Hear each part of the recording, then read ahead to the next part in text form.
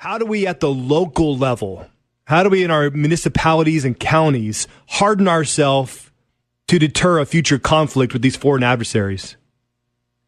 Yes, it's such an important question, Jake, and I'm glad you're so focused on it.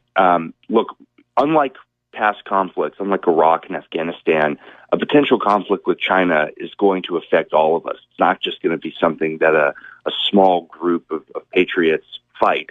Every American's going to be impacted, and that's because that's what the Chinese want. They say in their doctrine and how they think about conflict that they want to broaden conflict to affect everyone. You know, and us in Oklahoma City, we're not going to be exempted.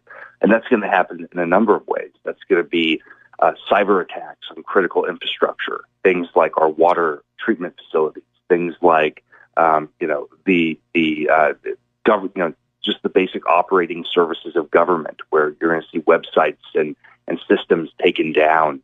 You can see utilities, electric utilities taken down, the power grid, just all the basic infrastructure that we rely on to keep our society going. That's all a target.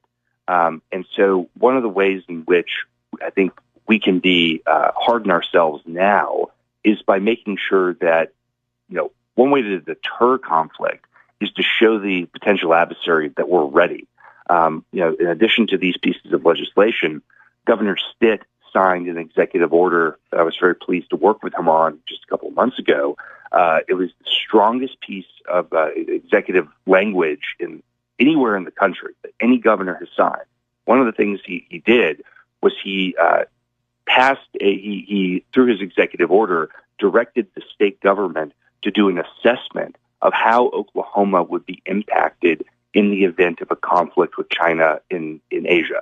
And so that's looking at every aspect of our state government and saying, okay, what would happen to the education department? What would happen to the transportation department if the Chinese chose to target us in the event of a conflict?